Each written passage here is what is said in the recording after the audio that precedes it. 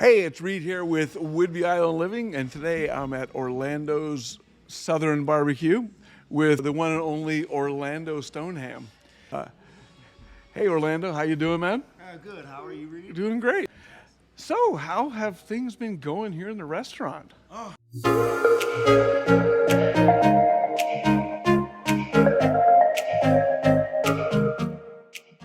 Well, things have been going fantastic. It's unbelievable.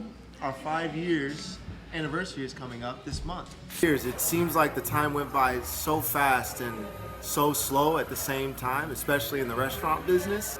Looking back, you can recount every single holiday, every single setback, every single monumental success, and it seems like it goes by that fast. But then you think about each and every day that's gone by, and you're like, oh, that day seemed to go on forever. This day, oh my goodness, that day, this went wrong, that went wrong, but we made it through. So overall perspective, the days seem long, but the years and months seem short. And before we know it, 5 years has passed. 5 and we years, look up that's and, amazing. That's a great accomplishment. Yes, sir. You know, they say for a restaurant, getting past the first 5 years, that's the big hurdle. Oh yeah, absolutely. When we first met, you were doing the food truck or the trailer at the farmer's market, and then you guys made the big transition.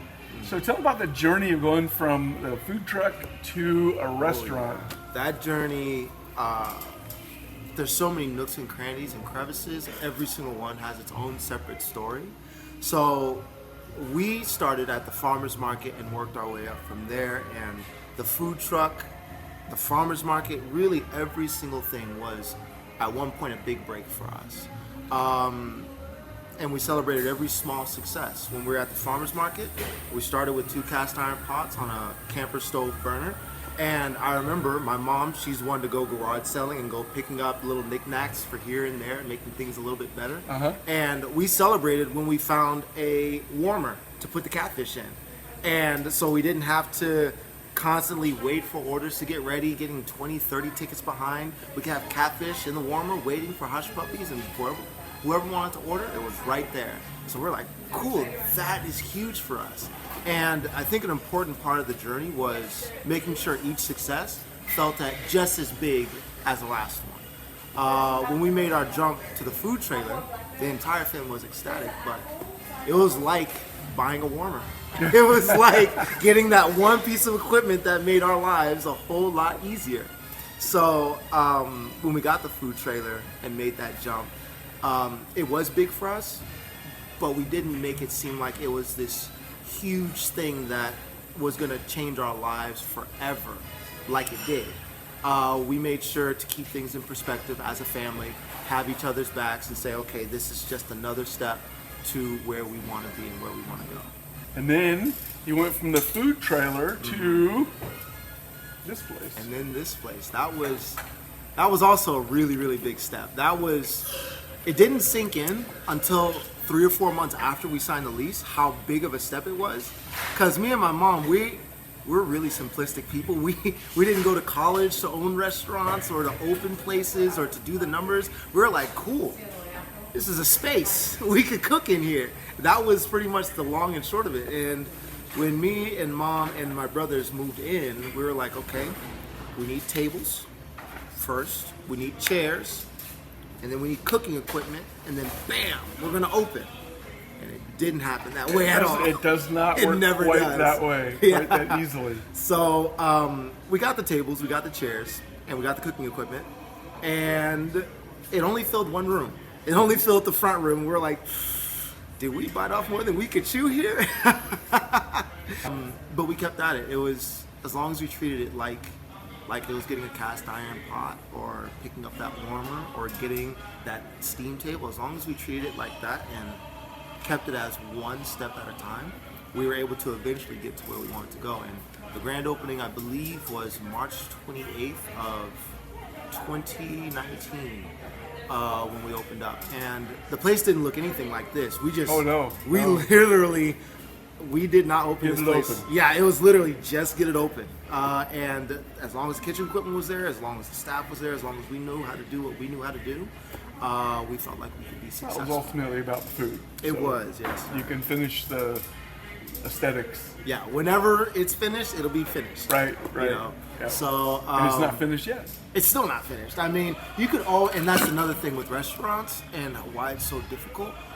There's always something you can add. There's always something that you could hang on the wall, or a bit of ambience that you could add, maybe another speaker.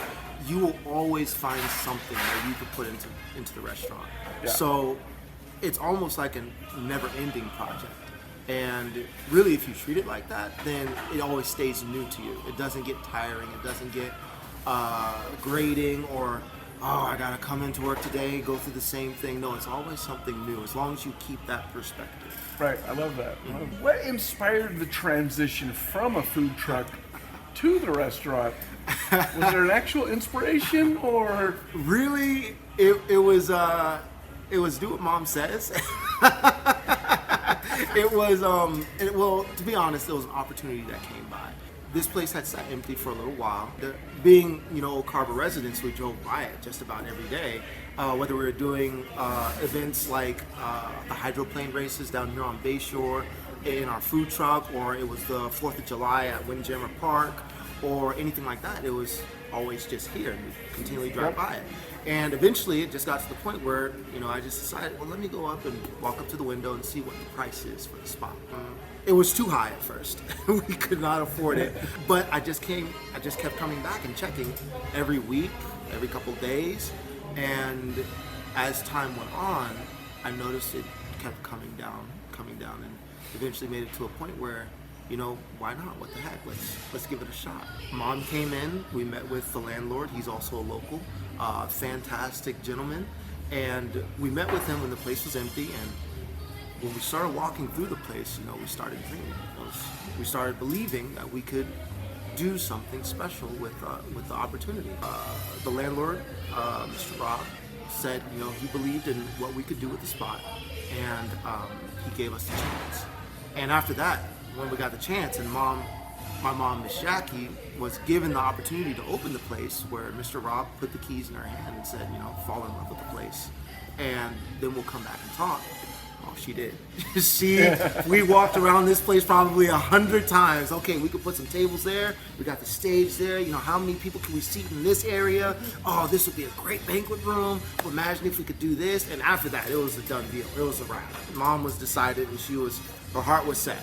So it was like, all right, let's fall in line. Let's fall behind Mom and make sure we do this thing right. Right. If anything else, let's do it right. It's come together. So how do you feel the transition from the food truck to the restaurant has affected the dining experience for customers? Well, for the dining experience, going back again, we were never trained in restaurants. All of us had separate experiences working at other places. I worked at, an all-you-can-eat KFC down in Mississippi. My brothers have worked at other full-service restaurants on the island. My brother Chris, he worked at Prima Bistro down on the south of the island for a while. Timothy and Anthony have worked at restaurants here in Oak Carver too. And it was pretty much just cobbling together experiences that we've had and what we would like to see. And we created something that was unique, but we were also coming from food trucks. We didn't really know how full service worked, what fast casual meant, what does all of it mean, and what does it mean for the customer. So even to this day, we're learning. We're learning, okay, what services could we offer better? What is something that, people have been asking us for? So the transition, I will say, from the food truck to a space like this, it was difficult and it was challenging, but it wasn't something that we could overcome. As long as we listen to the people who are walking through the door, right, listening to what they're saying, they have no reason to tell a story, to lie to us about, okay, this is what you should do. When they spoke, we had to listen, and we can offer the food, but when it comes to how to serve it, we have to have open minds and open ears. Okay, you guys have done a great job. So what challenges have you faced during this transition, and how did you overcome them? Challenges, yes, there were quite a few. Everyone thinks, you get a restaurant and you just serve food, and there's so much more that goes into it. the back end, of course, the cost analysis, handling, a crew of people that you've just hired in, and they're depending on you having a functioning restaurant, a place that works to the best of its ability. Oh, another one, delegating responsibilities, where in a food truck, you have this much space, just the elbow space. You turn your hips, and you can do 90% of the jobs in the food truck. Whereas with 11,000 square foot location, absolutely not. You are going to be running yourself ragged trying to do every single thing that is inside of a restaurant. Absolutely. I guess one of the biggest challenges starting the restaurant in this space was the bar. Because in a food truck, you can check your costs, you can watch over every single plate that goes out, you can see every single thing, but one, neither me nor my mom drink alcohol. So we would have to hire and delegate responsibilities like we've never done before. Handling pouring, inventory, knowing the alcohols that are popular with customers. All those things had to be delegated out. And that is still something that we're learning to this very day. Trying to trust someone to handle a huge part of your business is daunting. So those are the things that we're still trying to learn, still trying to handle. And I'd say that is the biggest challenge, is knowing what needs to be done and then delegating the things that you know you can't do. Well, they say you should hire people smarter than you. That's true. We can only do so much, and our box is only so big. And you find people that can take that on and do those jobs even better than you can. Absolutely. It's hard to do. It's such a challenging thing to do. It's been challenging, and the island, it has fantastic residents too. It does have a very rich wealth of people from all walks of life that have been able to come in, leave their impression, and make a difference on a restaurant, on a customer, on a system. I mean, just about anything. So, I mean, we've been just so appreciative of the people who have come in and have left their mark on what we do. So what are your plans for the future of Orlando's? Okay. Yeah, so the plans for Orlando's, we didn't know that we'd make it this far. I don't think anyone who goes into the restaurant business plans to fail, but also the odds are never really in your favor when it comes to a restaurant. So we had set imaginary goals when we first came in, like, okay, let's make it to Christmas and then celebrate Christmas, and then let's make it to 4th of July and then watch the fireworks. So the goals were more around the restaurant than where the restaurant and where the business was going. And if we could just set those timelines, hey, let's make sure we're around for this. Let's make sure we're around for that. And then follow that roadmap all the way down to the smaller things. Well, okay, if we want to be around for that, maybe we should get a handle on, how much brisket blow off we're having. For people at home, brisket blow off is when you slice brisket, how much of it is not sliceable. If you slice a brisket wrong, there's tons of blow off. So let's shrink that down and make sure we get a good profit on that. Let's make sure we take care of our employees. Let's make sure they're happy. Maybe there's things that we could be doing better. Let's bounce it off of them, so that way we can be sure to be here. So I guess that's been one of our strengths and weaknesses, is that we don't look further than 3 to 6 months. Let's make it through these 3 to 6 months and then evaluate how we did and then plan the next 3 to 6 months. But if I were to make an on-the-spot 5-year plan, I want to still be around. I want to still be in this location. I'd want to still be serving Whidbey Island. And I'd want us to be a landmark for people who come to Whidbey. I want people to be proud of this location, to say, hey, Whidbey Island has Orlando's barbecue. It's one of the biggest family-owned barbecue restaurants in the entire state of Washington. And that's an amazing thing to say here on Whidbey Island, and we never planned on it being that. We never thought it would be that. We just started, let's serve some food, and it's led us this far. So that would be the 5-year plan. Be around and be a landmark and be something that Whidbey Island can be proud of. What's your favorite color? My favorite color? That's a screwball or a curveball. Let me. We've tried to incorporate all of our favorite colors into our logos. I have 4 older brothers. Thomas, Chris, Timothy, and Anthony. And Thomas, he does all of our marketing. When we first started, our colors were purple, orange, and blue. Orange is my favorite color, but purple has been kind of a family favorite color because we're all Laker fans. We all like basketball, so we incorporated that color. And blue, I believe, was my mom's favorite color. She likes the color of blue, and with it being a Navy town, we also thought it would fit. Incorporating those three things was part of the graphic design that my oldest brother did to incorporate into our logo. And to this day, we still have blue in our logo. We utilize a bit more black because our uniforms are all black. But my favorite color, if I had to answer the question, would be orange.